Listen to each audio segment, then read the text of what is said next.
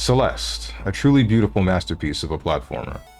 It's very to the point and bare bones in almost all of its aspects, but it still knows how to flesh out and fully utilize those aspects. This game took me about 7 days to 100%, with about 38 hours of in-game time, and I enjoyed almost every minute of it. Story.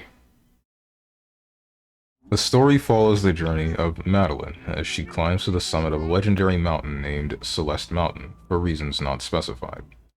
During her journey, she meets a handful of people and combats her inner demons to ultimately try to become a better person. While the story to the game doesn't seem to rear its head too much, it still shows to be extremely engaging and deep. There aren't too many instances of dialogue between characters, and even when it does show up, it usually tends not to give anything that doesn't contribute to the development of said characters in some way, shape, or form. Even with the few instances of interactions, the game still finds a way to make you care for each character by adding in just enough personality to give each of them individuality without getting too annoying and in your face about it.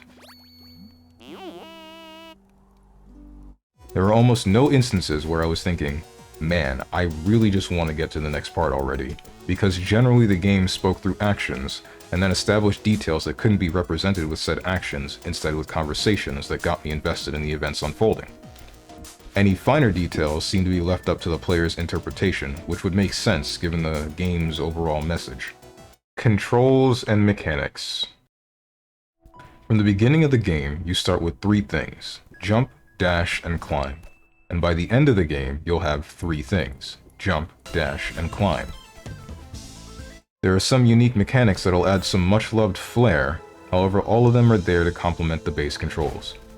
The game has a way of taking those base 3 controls and finding the perfect method of building around them by letting you slowly discover what you can do with them as you progress.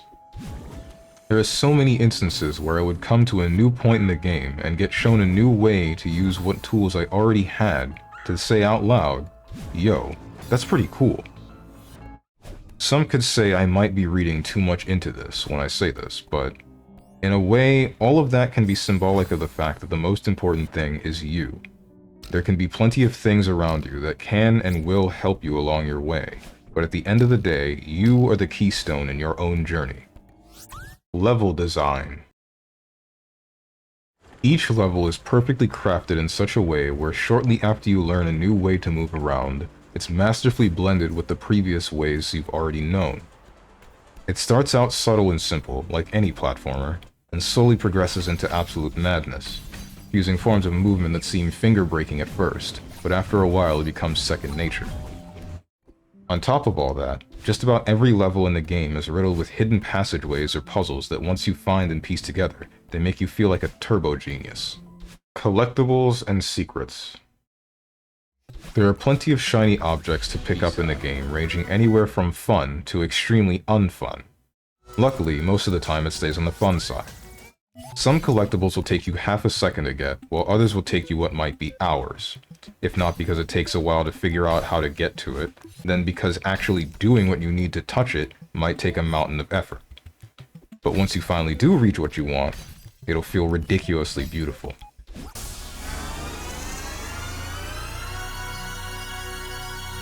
So, should you 100% Celeste? Frick yeah, you should. Minus the golden strawberries. Some say that's fun, to which I say, this ain't it, chief.